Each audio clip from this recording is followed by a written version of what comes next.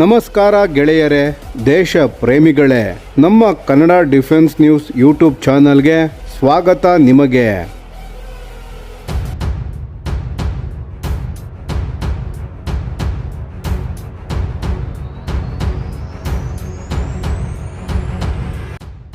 ಭಾರತದ ರಕ್ಷಣಾ ಸಾಮರ್ಥ್ಯವನ್ನು ಹೊಸ ಹಂತಕ್ಕೆ ಕೊಂಡೊಯ್ಯುವ ಮಹತ್ವದ ಬೆಳವಣಿಗೆ ನಡೆದಿದೆ.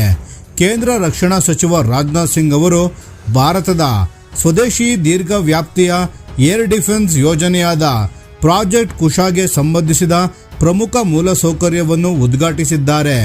ಹೈದರಾಬಾದ್ನಲ್ಲಿರುವ doctor APJ Abdul Kalam missile ಕಾಂಪ್ಲೆಕ್ಸ್ನ ಒಳಗೆ defence research and development laboratory DRDL ಅಭಿವೃದ್ಧಿಪಡಿಸಿರುವ ಪ್ರಾಜೆಕ್ಟ್ ಕುಶಾ ಇಂಟಿಗ್ರೇಷನ್ ಕಾಂಪ್ಲೆಕ್ಸ್ ಅನ್ನು ಉದ್ಘಾಟಿಸಿದ ಸಂದರ್ಭದಲ್ಲಿ ಮಾತನಾಡಿದ ರಾಜನಾಥ್ ಸಿಂಗ್ ರವರು ಭಾರತದ ಭದ್ರತೆಗೆ ತಂತ್ರಜ್ಞಾನದಲ್ಲಿ ಸ್ವಾವಲಂಬನೆ ಅತ್ಯಂತ ಮುಖ್ಯ ಎಂದು ಹೇಳಿದ್ದಾರೆ.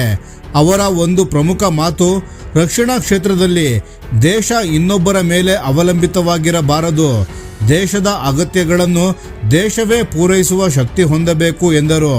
ಅವರ ಪ್ರಕಾರ ಪ್ರಾಜೆಕ್ಟ್ ಕುಶಾ ಕೇವಲ ಮತ್ತೊಂದು ಕ್ಷಿಪಣಿ ಯೋಜನೆ ಅಲ್ಲ, ಇದು ಭಾರತದ ಭವಿಷ್ಯದ ಭದ್ರತಾ ವ್ಯವಸ್ಥೆಯ ಸಂಪೂರ್ಣ ರೂಪವನ್ನೇ ಬದಲಾಯಿಸಬಲ್ಲ ಗೇಮ್ ಚೇಂಜರ್ ಆಗಲಿದೆ. ರಾಜನಾಥ್ ಸಿಂಗ್ ರವರು ಹೇಳುವಂತೆ ಇತ್ತೀಚಿನ ಯುದ್ಧಗಳ ಸ್ವರೂಪ ವೇಗವಾಗಿ ಬದಲಾಗುತ್ತಿದೆ. ಈಗ ಕೇವಲ ಸೈನಿಕರ ಶಕ್ತಿ ಸಾಕಾಗುವುದಿಲ್ಲ. ಶತ್ರುಗಳ aircraft, drone, cruise missile, ballistic missile, electronic attack ಮತ್ತು ವೇಗವಾಗಿ ಬರುವ ಹೊಸ ತಲೆಮಾರಿನ ಆಯುಧಗಳಿಗೆ ತಕ್ಷಣದ ಪ್ರತಿಕ್ರಿಯೆ ನೀಡಬಲ್ಲ ಏರ್ ಡಿಫೆನ್ಸ್ ವ್ಯವಸ್ಥೆಗಳು ಅಗತ್ಯವಾಗಿವೆ. ಈ ಹಿನ್ನೆಲೆಯಲ್ಲಿ ಪ್ರಾಜೆಕ್ಟ್ ಕುಶಾ ಭಾರತಕ್ಕೆ ಬಹುಪದರದ ರಕ್ಷಣಾ ಕವಚವನ್ನು ಒದಗಿಸುತ್ತದೆ.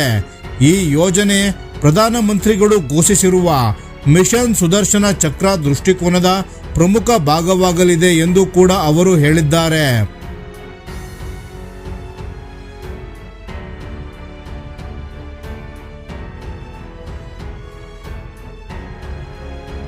ಇದರಿಂದ ಯುದ್ಧ ಅಥವಾ ತುರ್ತು ಪರಿಸ್ಥಿತಿಯಲ್ಲಿ ಭಾರತದ ಸೈನಿಕ ನೆಲೆಗಳು, ಪ್ರಮುಖ ಮೂಲ ಸೌಕರ್ಯಗಳು, ವಿದ್ಯುತ್ ಘಟಕಗಳು, ಕಮಾಂಡ್ ಕೇಂದ್ರಗಳು ಹಾಗೂ ನಾಗರಿಕ ಪ್ರದೇಶಗಳಿಗೂ ಹೆಚ್ಚುವರಿ ಭದ್ರತೆ ಸಿಗಲಿದೆ. ಈಗ ಪ್ರಾಜೆಕ್ಟ್ ಕುಶಾ ಬಗ್ಗೆ ಸ್ವಲ್ಪ ವಿವರವಾಗಿ ನೋಡೋಣ. ಪ್ರಾಜೆಕ್ಟ್ ಕುಶಾ ಭಾರತದ ಸ್ವದೇಶಿ long range air defence system ಆಗಿದ್ದು, ಇದನ್ನು DRDO ಅಡಿಯಲ್ಲಿ ಕಾರ್ಯನಿರ್ವಹಿಸುವ DRDL ಅಭಿವೃದ್ಧಿಪಡಿಸುತ್ತಿದೆ. ಈ ಯೋಜನೆಯ ಅಂದಾಜು ವೆಚ್ಚ ಸುಮಾರು 21,700 ಕೋಟಿ ರೂಪಾಯಿಗಳು. ಈ ವ್ಯವಸ್ಥೆಗೆ ರಾಮಾಯಣದಲ್ಲಿನ ಶ್ರೀರಾಮನ ಪುತ್ರನಾದ ಕುಶ ಹೆಸರನ್ನು ಇಡಲಾಗಿದೆ. ಈ ಏರ್ ಡಿಫೆನ್ಸ್ ಸಿಸ್ಟಮ್ 3 ಹಂತಗಳ ತಡೆ ಸಾಮರ್ಥ್ಯವನ್ನು ಹೊಂದಿರುತ್ತದೆ. ಮೊದಲ ಹಂತ M1 ಇಂಟರ್ಸೆಪ್ಟರ್, ಎರಡನೇ ಹಂತ M2 ಇಂಟರ್ಸೆಪ್ಟರ್, ಮೂರನೇ ಹಾಗೂ ಅತ್ಯಂತ ಶಕ್ತಿಶಾಲಿ ಹಂತ M3 ಇಂಟರ್ಸೆಪ್ಟರ್. ಈ 3 ಹಂತಗಳು ಬೇರೆ ಬೇರೆ ದೂರ ಮತ್ತು ಎತ್ತರದಲ್ಲಿ ಬರುತ್ತಿರುವ ಶತ್ರುಗಳ ಗುರಿಗಳನ್ನು ಹೊಡೆದುರುಳಿಸಲು ವಿನ್ಯಾಸಗೊಳಿಸಲಾಗಿದೆ.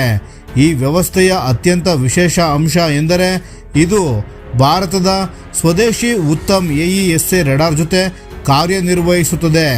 ಈ ರೆಡಾರ್ ಸುಮಾರು 500 ಕಿಲೋಮೀಟರ್ ದೂರದವರೆಗೂ ಗುರಿಗಳನ್ನು ಪತ್ತೆ ಹಚ್ಚುವ ಸಾಮರ್ಥ್ಯ ಹೊಂದಿದೆ ಎಂದು ಮಾಹಿತಿ ನೀಡಲಾಗಿದೆ. ಅದರ ಜೊತೆಗೆ ಈ ವ್ಯವಸ್ಥೆ ಭಾರತದ integrated air command and control system IACCS ಜೊತೆ ಸಂಪರ್ಕ ಹೊಂದಿರುತ್ತದೆ. ಇದರಿಂದ ಒಂದೇ ಸಮಯದಲ್ಲಿ ಹಲವಾರು ಬೆದರಿಕೆಗಳನ್ನು ಗುರುತಿಸಿ ಅವುಗಳನ್ನು ಟ್ರ್ಯಾಕ್ ಮಾಡಿ ಅತ್ಯಂತ ವೇಗವಾಗಿ ಪ್ರತಿಕ್ರಿಯೆ ನೀಡಬಹುದು. ವಿಶೇಷವಾಗಿ M3 ಇಂಟರ್ಸೆಪ್ಟರ್ ಭಾರತದ ಭವಿಷ್ಯದ ಅತ್ಯಾಧುನಿಕ ಕ್ಷಿಪಣಿ ತಡೆ ವ್ಯವಸ್ಥೆಯಾಗಿದ್ದು, ಇದರ ಮೊದಲ ಪರೀಕ್ಷೆ ಸುಮಾರು 2028ರ ವೇಳೆಗೆ ನಡೆಯುವ ನಿರೀಕ್ಷೆ ಇದೆ. ಈ ಯೋಜನೆ ಯಶಸ್ವಿಯಾದರೆ ಭಾರತವು ವಿದೇಶಿ ನಿರ್ಬಂಧಗಳಿಲ್ಲದೆ ತನ್ನ ಏರ್ ಡಿಫೆನ್ಸ್ ತಂತ್ರಜ್ಞಾನವನ್ನು ನಿರಂತರವಾಗಿ ಸುಧಾರಿಸಿಕೊಳ್ಳಬಹುದು. ರಾಜನಾಥ್ ಸಿಂಗ್ ಅವರು ವಿಜ್ಞಾನಿಗಳಿಗೆ ಮಾತನಾಡುತ್ತಾ ಮತ್ತೊಂದು ಮಹತ್ವದ ವಿಚಾರವನ್ನು ಹಂಚಿಕೊಂಡರು. ಪ್ರತಿ ಯಶಸ್ವಿ ಪರೀಕ್ಷೆ, ಪ್ರತಿ ಹೊಸ ತಂತ್ರಜ್ಞಾನ ಮತ್ತು ಸೈನ್ಯಕ್ಕೆ ಸೇರುವ ಪ್ರತಿಯೊಂದು ವ್ಯವಸ್ಥೆ ಕೇವಲ ವಿಜ್ಞಾನದ ಸಾಧನೆ ಅಲ್ಲ, ಅದು ದೇಶಕ್ಕಾಗಿ ದುಡಿಯುವ ವಿಜ್ಞಾನಿಗಳ ಶಿಸ್ತು, ಸಮರ್ಪಣೆ ಮತ್ತು ಪರಿಶ್ರಮದ ಸಂಕೇತ ಎಂದು ಹೇಳಿದರು.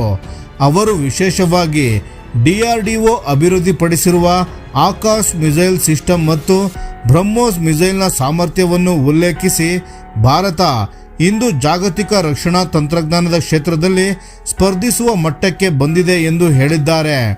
ಮುಂದಿನ ಯುದ್ಧಗಳು hypersonic systems, artificial intelligence, autonomous platforms, electronic warfare, precision strike technologies ಮತ್ತು ಅಡ್ವಾನ್ಸ್ಡ್ ಸೆನ್ಸಾರ್ ಆಧಾರಿತವಾಗಿರುವುದರಿಂದ ಭಾರತ ಈಗಿನಿಂದಲೇ ಭವಿಷ್ಯಕ್ಕೆ ಸಿದ್ಧರಾಗಬೇಕು ಎಂದು ಅವರು ವಿಜ್ಞಾನಿಗಳಿಗೆ ಕರೆ ನೀಡಿದ್ದಾರೆ.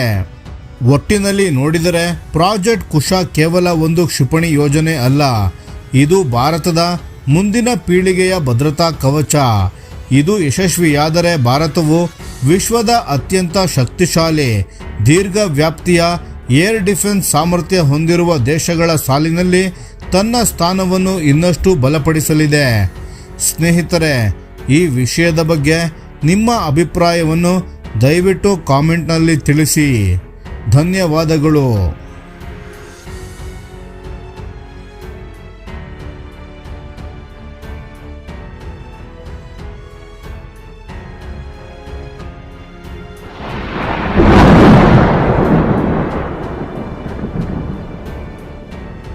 ಈ ವಿಡಿಯೋ ನಿಮಗೆ ಇಷ್ಟವಾಗಿದ್ದರೆ ಲೈಕ್ ಮಾಡಿ ಮತ್ತು ನಮ್ಮ ಚಾನೆಲ್ ಅನ್ನು ಸಬ್ಸ್ಕ್ರೈಬ್ ಮಾಡಿ ಹಾಗೂ ಬೆಲ್ ಐಕಾನ್ ಒತ್ತಿ. ಯಾವ ಅಪ್ಡೇಟ್ಗೂ ಮಿಸ್ ಆಗಬೇಡಿ. ಡಿಫೆನ್ಸ್ ಸುದ್ದಿಗಳನ್ನು ತ್ವರಿತವಾಗಿ ಪಡೆಯಿರಿ. ನಿಮ್ಮ ಬೆಂಬಲವೇ ನಮ್ಮ ಶಕ್ತಿ. ಭಾರತ ಬಲಿಷ್ಠವಾಗಲಿ ಎಂದು ಆಶಿಸುತ್ತಾ ಭಾರತ ಮಾತೆಗೆ ಜೈ. ಧನ್ಯವಾದಗಳು.